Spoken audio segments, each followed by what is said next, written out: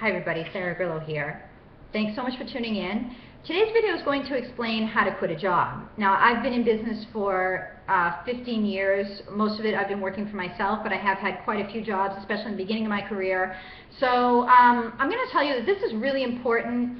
People always remember your last action with them. That's really what is set in their mind. And if you do this badly, it's really going to tarnish things. And you always want a solid foundation when you move to the next step.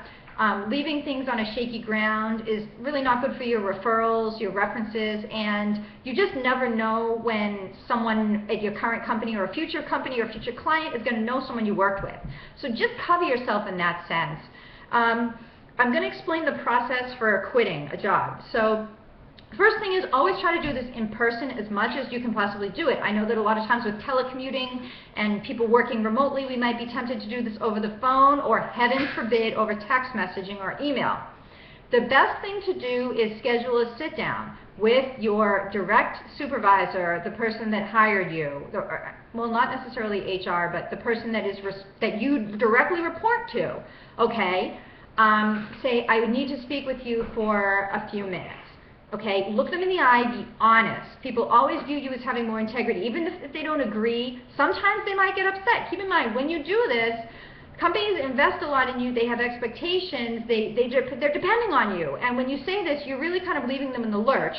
So it might make people upset. If you're a good employee, of course it's going to make them upset. They're going to miss you. So do it face to face, deal with all the emotions then and there, be honest.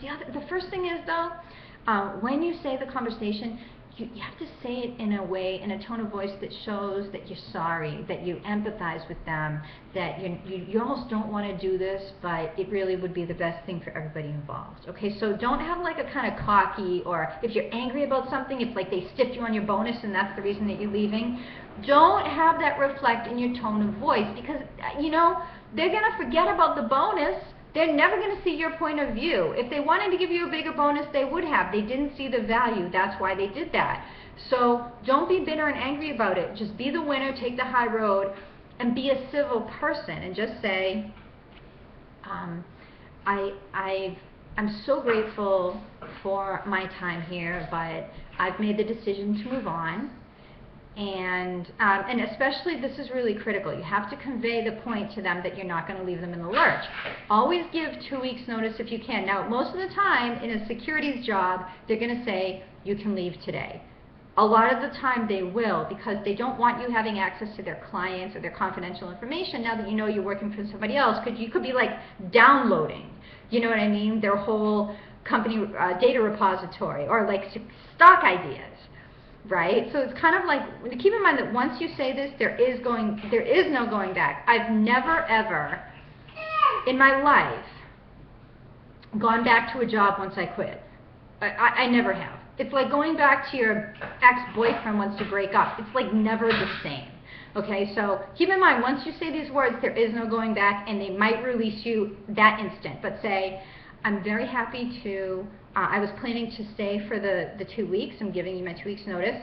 I'd be very happy to make recommendations for other people that could potentially fill this position. And of course, I'd be very happy to write out an instruction manual explaining all the details of the work I've done here, and to even train my successor. So here you're really taking the high road. You're giving them bad news, but you're really softening it with your willingness to help, and that's something that people will remember. You know, she left us for better, and you know, we wish her the best, but she was really a dignified person about it, and she helped us out a lot. And then you'll get good recommendations. You'll leave the company on a positive note, and that is my recommendation for how you should quit a job.